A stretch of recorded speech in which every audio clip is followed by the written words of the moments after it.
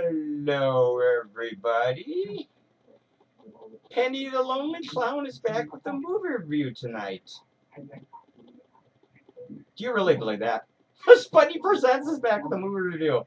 Oh, like I said, in the background, I got some old-time radio program. Yeah, just use it for background ambience. Oh, my God. So I got a great movie tonight, and I'm going to get to it in just a minute. First, I got to talk about my new Spidey suit came in the mail a couple days ago.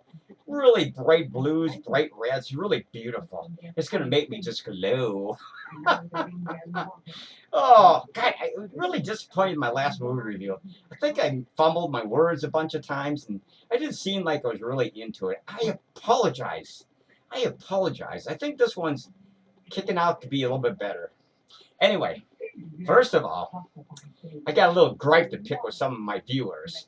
Apparently, they don't like my selection of movies I've been reviewing, some of them. You know, I got one suggestion for you.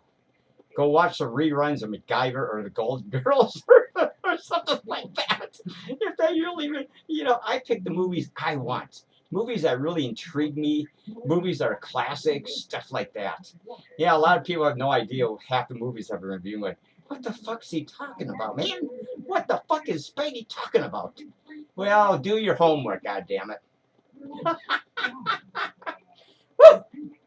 Oh, my goggles are fogging up. I can barely see the screen. Anyway, we're going to do some shout-outs. We're going to talk, here's a shout-out for Janelle. Oh, yeah. I don't know why. I just do it anyway. And then, of course, we've got Dane the Embalmer. Penny the Lone Cloud's personal embalmer for when he kicks the bucket maybe in a year or so. Then we got Musty and Krusty Lice Rice, the Rice brothers down in shithole Iowa. At least they're living in a better state than I am. Oh my God, or city, that's for sure. Okay. Enough with the griping, enough with the bitching, enough with, God, don't I look wonderful? Man, I seem to be making this podcast video a little more professional tonight, don't you think? Oh, I got some lit pumpkins in the background. Got my radio program in the background. I got my mojo cooking high. I got my lojo cooking high. Anyway, we're up to about 2.5 minutes. So we're going to talk about a 1947 ghost story, classic movie from, I think it was British actually, English movie. And 1947, it's called The Ghost and Mrs. MUIR. Oh my God, this is a great flick, folks. Great flick. Flick. I know a lot of you people have no idea what the hell I'm talking about. There's actually a TV series, I think in the 60s or 70s, based on this movie, with Hope Lang and some other people. Actually, it was pretty good. This is how it got. Oh God. Never mind.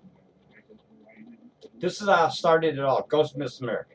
There's Gene Tierney and Rex Harrison. And they got George Sanders, like I said.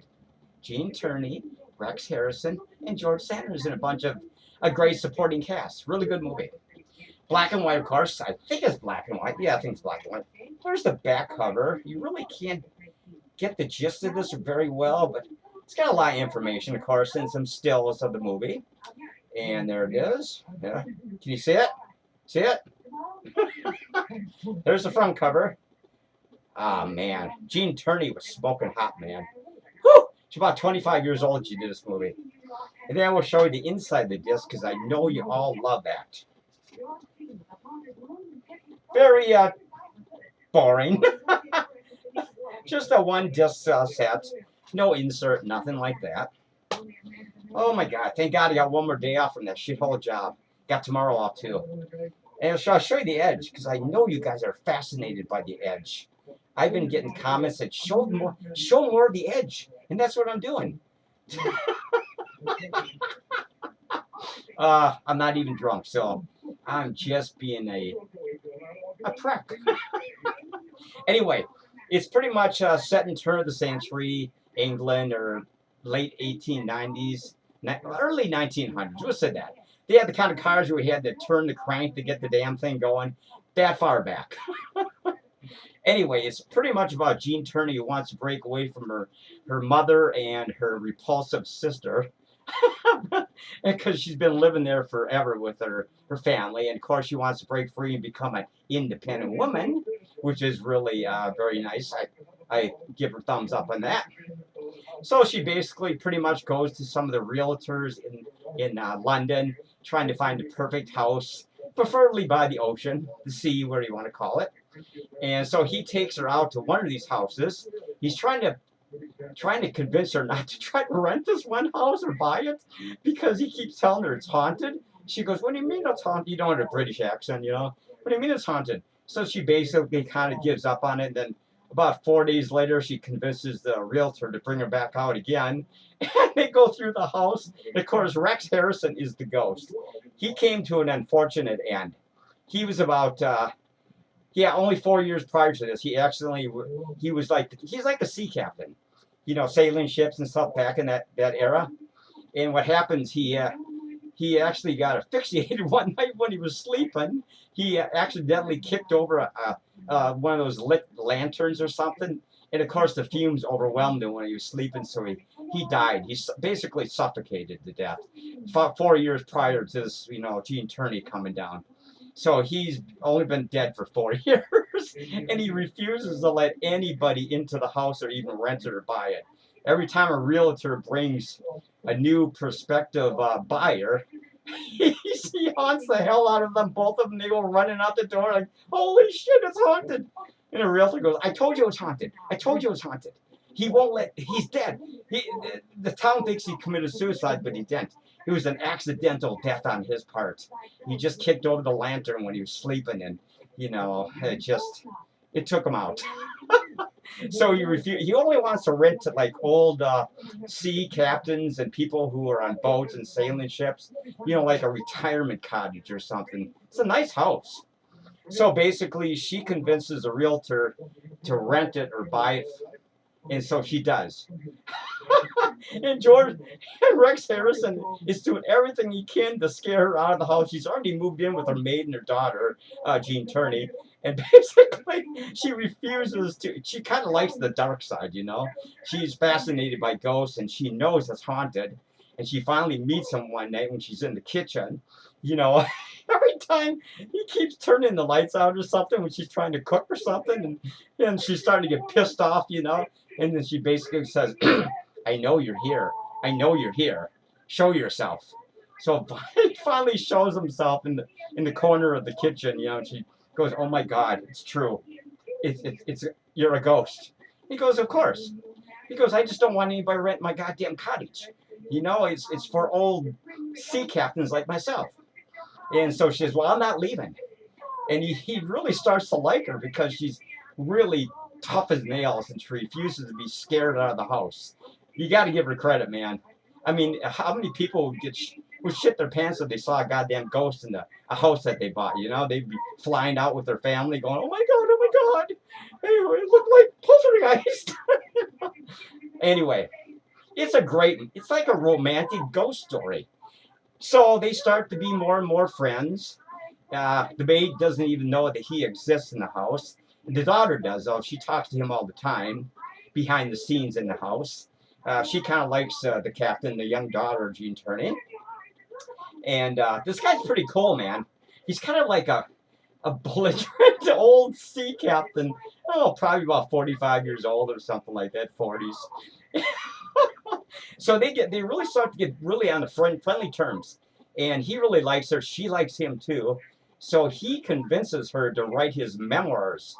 You know, he wants a book published on his life because he's been on at the sea for like since he was 15 years old or something. Lots of stories. You know, Pirates of the Caribbean type stuff. You know, and so basically she starts to write his biography, if you want to call it that, in her spare time. She brings it to a publisher in London.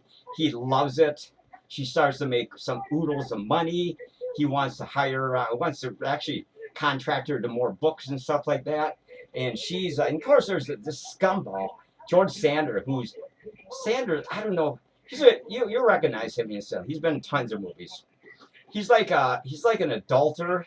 He's already married and he's trying to woo Gene Tierney, you know, and she finds out that he's a scumbag and, you know, her heart is broken, of course. She wants to find true love. and apparently it's only going to be with Rex Harrison, which is really wonderful. You'll see at the end is a great ending, man. So anyway, the movie just kind of goes along, goes along, goes along. Lots of little smart remarks between Turney and Harrison. They have this love for each other. You can tell they're falling in love. It's hard to fall in love with the ghost, but that's just the way it is, right? Anyway, so the movie, basically, they've been friends for 30, 40 years in the house. So he decides to leave her early on, maybe about a year after the book's been written and everything, and published on the British, book tour or whatever. I don't know what it is. So he leaves her, and he kind of fades out her memory about him, and because he doesn't want her to be weeping all the time that he decided to go, because he needed to go. He's actually a ghost. He didn't want to be a distraction to her anymore. But the ending is so goddamn cool, man. So cool. Oh my God, you might shed a tear. So basically about 30, 40 years goes by. She's probably about 70, 80 years old. Still looks pretty good. Her daughter's like 25 or something. And then the maid, of course, is about her same age as Gene Turney. And so the ending is so sad. It's so sad, but you feel so happy for Rex Harrison and Gene Turney. So one night the night that she passes away, oh, so sad. She's sitting in her front room in her chair, sipping a bit of tea and reading a book or something. Her maid leaves, and she passes away in the chair about 10 minutes later. So sad. She's probably, like I said, about 70, 80 years old. She still looks goddamn hot for that age. So, anyway, I'm not sure what, maybe her heart just stopped or whatever. She was talking about a pain in her shoulder or something. Maybe it was a sign of a stroke coming on or something. It was going to take her out in about 2 hours. Oh, anyway, so the ending, I shouldn't even tell you what the ending is. It's really wonderful. They got to be with each other for all eternity. So she passes away, and all of a sudden he makes his reappearance. The bay doors flip open, the wind blows in, and he comes in from the mist, heaven or something like that. And he's looking at her going, oh my God, my true love, It's really sad, man. It's a tearjerker. And so he's looking at her, she's deceased. So he touches her hand, and she comes back to life. Oh my God, it's great. And she looks at him and smiles. Now she remembers him, He smiles at her. They were completely in love. They get to go spend eternity in heaven. And anyway, she stands up out of the chair. They hold each other by the arms. They start to walk out the door into the mist. But they turn around and look at her sitting in the chair. And she's all peacefully deceased, at her age at that point. And they both smile at each other, and they just walk out the door.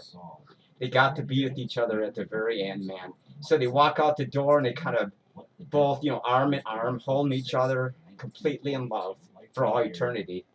He just came back for her. He was waiting for her to pass away so she could be with him, and she wanted to be with him. He wanted to be with her. She wanted to be with him. And they got the wish at the very end. It's a wonderful ending, folks. It's a tearjerker because you find out that these two wonderful people got to be together forever in eternity, heaven, or however you want to view it. So they walk out the door arm in arm, both at the same age, young, 30, 40 years old, and they start walking into the mist, and they just fade into the mist like they're heading up to heaven or something like that, to be together for all eternity. It's really wonderful. The ending is just magnificent, man. You actually might start to cry because it's so well done. They loved each other from the get-go, and at the end they got to be together for all eternity in heaven as a couple. Oh, a wonderful movie, man. Wonderful movie.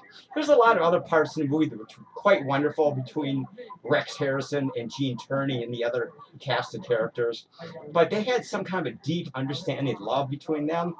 And at the end, he came back for her, which is absolutely incredibly wonderful. I know it's kind of a sappy type of an ending, but it really is very effective. And you might tear up a little bit watching them go to heaven together. But anyway, we're up to about 15 minutes. But this is the cover again. It's a great movie, folks. It's a classic, man. It's one of those movies that it's one of those classics that not many people remember, and it's just a wonderful, wonderful movie. I mean, they just loved each other, like I said, and they got to be together in heaven forever with each other. Oh my God. I'm starting to tear up under my goddamn goggles, man. Oh my God. No, it's a great movie, folks. This movie's going to get a perfect rating for me because it's so well done. Anyway, like I said, the entire cast is wonderful. It's black and white, and it's really well filmed. I mean, it's a wonderful looking movie and stuff like that. You know, this could be my best movie review. I know a lot of people are going to scoff at this movie, but folks, this movie is worth checking out from start to finish. Watch the entire thing from the first reel to the ending credits when you get to see them be together in heaven and walk out the door of the cottage into the sea, or the mist, or whatever you want to call it. They live right on the edge of an ocean or the sea or something. So it's so cool, man. I absolutely love this movie. Oh, we're at about 16 and a half minutes. So anyway, like I said, I've been wanting to review this movie. I've watched this, God, maybe a dozen times in the last 2, 3, 4, 5 years, whatever. Every time it's worth watching from start to finish. It's just a great movie. I mean, it's just like two people got to be together forever because they had a deep love for each other, and that's the most important part, don't you think? It's just a great. I think kind of fumbling my words a bit. I'm starting to get all misty here. Anyway, we're gonna rate this movie now. I think you already know what I'm gonna give this. It's a goddamn 10, man. 10 spider webs, just because it's a beautiful, romantic love story. It's a love story, folks, between these two individuals. Perfect movie, man. Perfect movie. Anyway, I got another half a minute, so like I said, 10 spider webs easily. If I could rate this movie higher than 10, I might even give it a couple notches higher, but I stick at 10. So anyway, check this movie out, folks. Both these actors went on to other great movies, movie roles in their career after this movie. So basically, they've been around a long time. Check them out, Rex Harrison and Gene Tierney. So until then, whew, 17 and a half. Oh, I got a couple more minutes. I mean, he was actually Dr. Doolittle, Rex Harrison, in that 1960s, 70s movie. And she played a lot of different cool roles after this Ghost of Mrs. Muir movie came out. They had both really good careers in Hollywood, you know, and lots of different movie roles. So, great movie, folks. Oh, I think I'm going to cry. Oh, my God. I'm going to cry. Oh, my God. No, I'm not joking, folks. This is a serious movie review, and check this movie out. You can scoff at it all you want, but 10 spiderwebs, bar none. I'm gonna get going here, folks. I think I got a couple other movies coming to review, like Ironwood or something like that with Jack Nicholson or whatever. But anyway, this is the movie. Classic, mega classic. Until then, watch for my next movie review. Later, man.